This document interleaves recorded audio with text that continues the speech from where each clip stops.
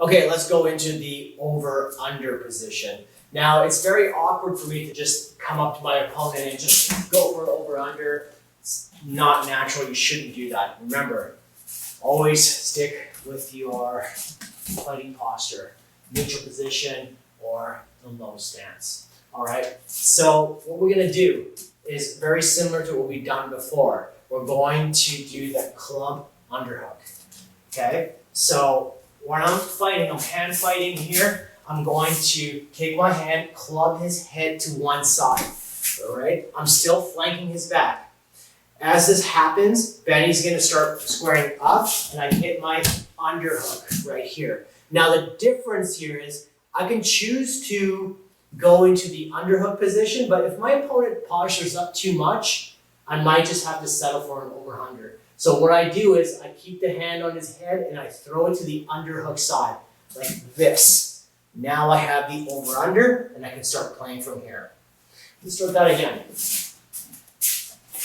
Okay, so I'm in a neutral stance here. I'm going to club him one side. He starts coming back, punch the underhook. Now my opponent starts posturing over. I'm right here. One more time. I forgot to pull his head to one side. I'll do it this way. So I'm right here. Club, under, keep the head. He postures. I throw his head to the underhook side. Here. Now I'm in the over-under. I can choose to do an S grip and start working from here too. One more time.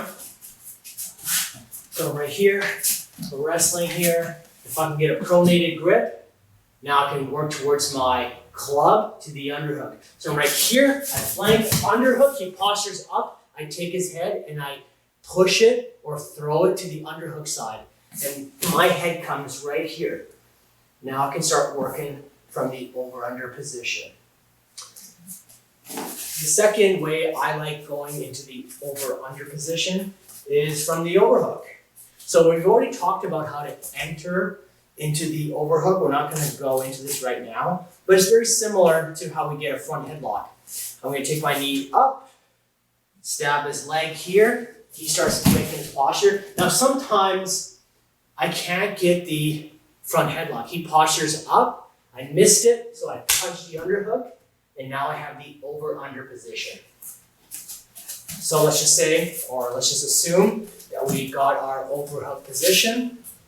Here, I don't like this upright position here, so I'm going to stab my leg in. My hamstring makes connection with his inner thigh. I break his posture here. Now, if I can't get that front headlock, he starts posturing up. I missed it, punch the underhook, and now we're in the over-under position, and now we can start playing from here. So those are the two entries I like going into for the over-under position. Again, very awkward going into your opponent, forcing that in. Try to use your other positions, the underhook, front headlock, the overhook as entries into the over-under position.